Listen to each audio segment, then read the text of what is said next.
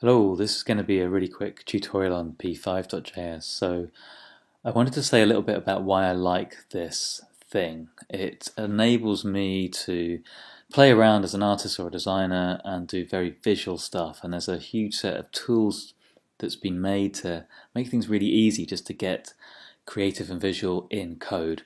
Now, what P5 is a library that's written in JavaScript, and it's got a load of pre-made stuff just to take a lot of the pain and headache out of doing quite beautiful things. So you could code purely in JavaScript, but if you kind of load up p5.js, a load of things have been done for you.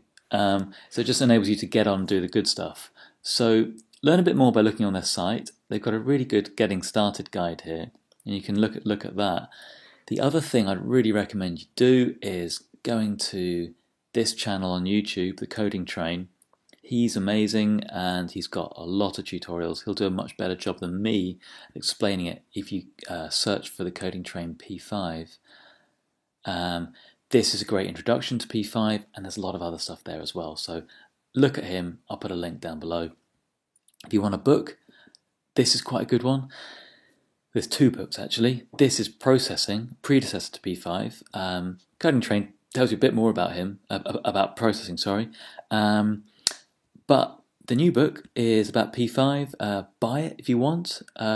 They've also got loads of samples of code you can just play with. So click on these and try them. Now, if you click on one of them, it goes into this thing, and you can hit play,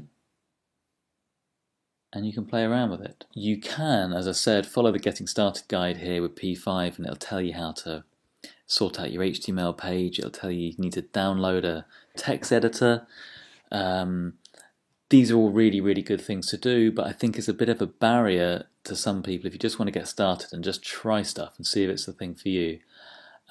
So do follow all this when you're ready for it, but before you get there, the P5 web editor, and this is what it looks like when you get started, is really good.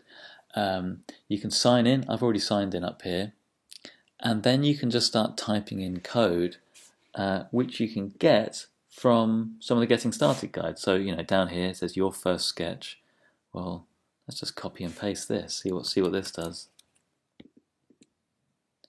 Put it down here, paste it in, and there's an ellipse. Okay, so if you want to find out more about these things, then there's some Getting Started stuff. Follow this, try stuff out. It's really simple once you get going.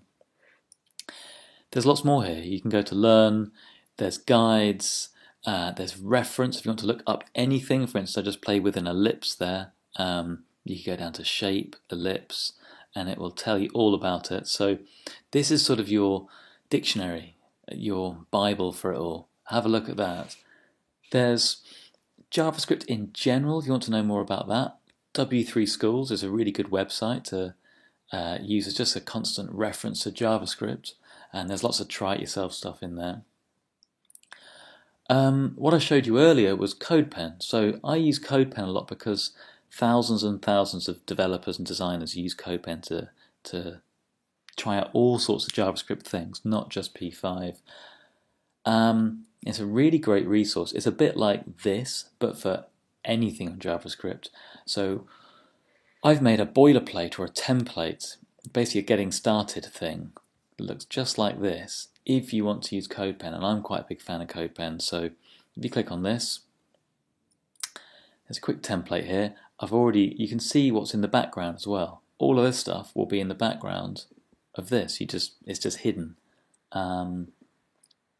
But you've got, it's loading all your P5 stuff here. There's a bit of CSS just to make things look simple.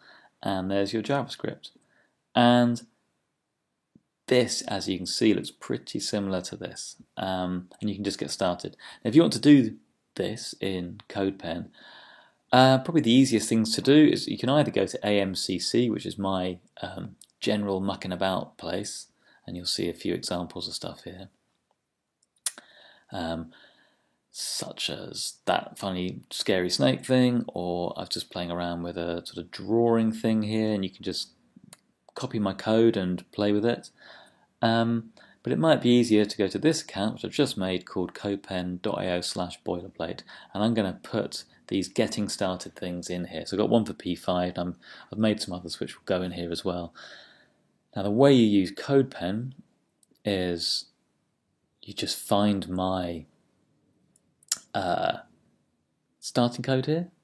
I quite like different views. I quite like this view. Puts everything on this side. Up to you. You can shrink things down. Now, I've changed a couple of things in here from what they do. They say create canvas 400 by 400, which makes this square 400 by 400. You can put any size in there that you want. In mine, I've said window width, window height. That just is going to make it full screen here. Now, what you do to use this is you log in, which I already have. I've logged in as this user. And then you see the URL up here is, this is the URL. If I say fork, you'll see the URL change. So now I've got a new URL, and it's now mine. I've now made a copy of this boilerplate, and if you did the same to make a copy for you, I can then change it to whatever I want. Let's call it playing with circles.